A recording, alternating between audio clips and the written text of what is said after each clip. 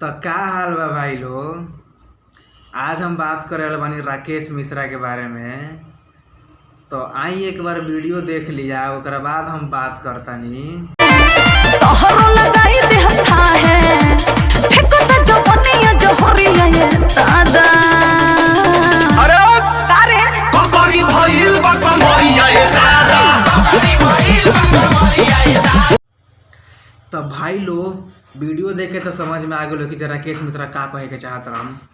राकेश मिश्रा कहत रहन जे कंकड़ी भइल बा कमरिया ए दादा, तार बहिन चो तो उहे कंकड़िया तारा बहिन के बुरिया में घूर देम, जानल नो, तारा गड़ियों में हुर देम सारे। अश्लील गाना गावल बंद कर सारबा, ठीक बा। तनी सन के अश्लील गाना की वजह से न बिहार बर्बाद होताटे, बुझा गइल। अब बिहार के बर्बादी के कारण बाटे अश्लील गाना की वजह से सिर्फ बिहार बर्बाद होताटे। इतना खराब तनी के गाना गावत रहसन जे बिहार के एकदम बर्बाद करके रख देले बर्तन। सब कलाकार सन से कहतनी, सब तनी सन के कलाकार मिल के बिहार के बर्बाद करता रहसन।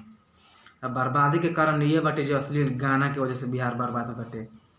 अश्लील गाना की वजह से न बिहार के लड़का लड़की सन पर गलत असर पड़ता, समझ में आइल। इतना खराब तनी के गाना गावत रहसन यार। कितना लड़का लड़की तो पढ़े गइल छोड़ देला सन, कितना लड़की तक कोचिंग गइल छोड़ देली सन तनी सन के अश्लील गाना के वजह से, ठीक बा।